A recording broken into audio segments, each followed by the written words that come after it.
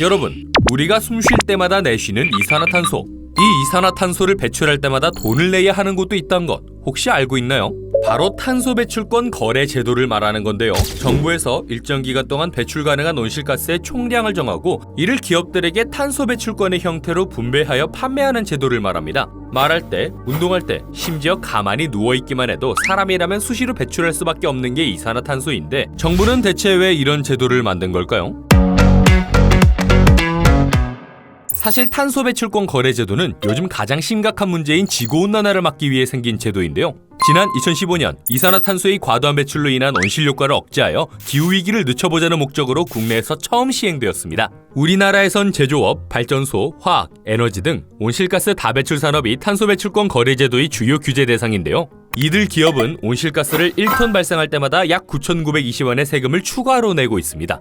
우리나라뿐 아니라 미국, 일본, EU, 심지어 캐나다까지 선진국 여러 나라에서 탄소 배출권 거래 제도를 시행 중입니다. 탄소 배출권 거래 제도처럼 환경오염을 유발하는 행위나 제품에 세금을 부과하는 것을 일명 환경세라고 부르는데요. 환경을 지키기 위한 세금에는 또 어떤 것들이 있을까요?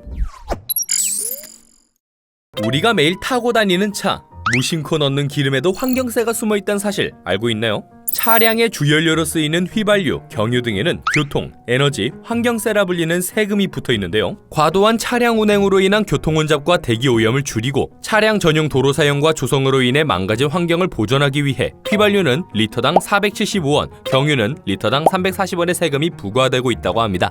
교통, 에너지, 환경세의 일부분은 교통시설 확충과 대중교통 육성 사업 등의 차량 운행으로 인한 환경오염을 방지하는 목적으로 사용되기도 합니다. 프랑스에서는 2019년부터 프랑스 내 공항을 이용하는 모든 비행기에 1.50유로에서 18유로 사이의 항공 환경세를 부과하는 정책을 시행하고 있는데요. 프랑스와 유럽연합을 오가는 비행기의 이코노미 좌석에는 3유로, 비즈니스 좌석은 18유로가 항공 환경세로 부과되고 있다고 합니다. 프랑스 항공권 가격의 3에서 10%를 항공 환경세로 내고 있는 셈이죠. 이외에도 시멘트 생산 시 발생되는 분진과 대기오염을 줄이기 위한 시멘트세, 플라스틱 포장 용기 사용을 줄이기 위한 플라스틱 분담금, 마지막으로 쓰레기 발생을 억제하기 위한 종량제 봉투 구입 등도 환경세에 속하는 것들입니다.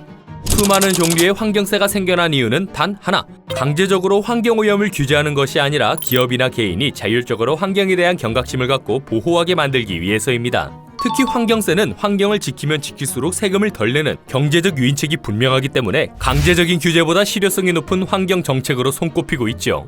반대로 환경 관련 세금은 강제성이 없기 때문에 기업이나 개인이 적극적으로 호응하지 않는다면 무용지물이나 다름없는데요. 실제로 1991년에서 2020년 사이에 전 세계에서 발생한 폭염 관련 세계 총생산 손실의 상당 부분이 미국, 영국, 중국을 포함한 탄소 배출권 거래제를 시행하고 있는 나라에서 이루어졌습니다.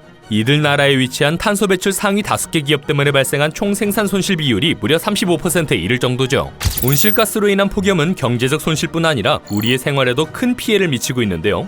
올해 유럽에서만 무려 50만 명이 무더위로 인한 온열 질환으로 사망했고 국내도 벌써 3,000명 이상이 온열 질환으로 병원을 방문했고 폭염으로 인한 사망자도 무려 18명에 이르고 있는 상황입니다. 이러한 상황 탓에 경제적 유인책을 활용해서라도 온실가스 배출을 줄이고 기후 이상 현상을 막아보자는 방편으로 탄소 배출권 거래제를 포함한 교통, 에너지, 플라스틱 분담금 제도까지 탄소 관련 산업들의 환경 관련 세금을 집중했지만 기업들의 미온적인 태도로 제대로 된 효과를 보지 못한 겁니다.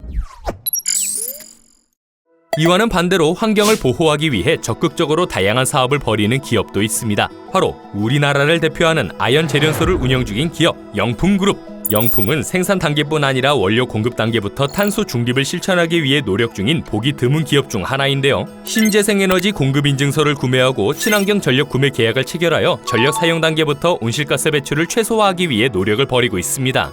또 생산 단계에서 누수되는 전력을 막기 위해 폐열 활용 전력 발전과 대용량 에너지 저장 장치 등을 사용하고 있고 영풍 석포 제련소 인근 주민들이 주도하는 풍력 발전 사업에도 380억 상당의 고압 송전 시설을 지원하는 등 온실가스 발생을 줄이기 위한 내외적 활동에 앞장서는 중입니다.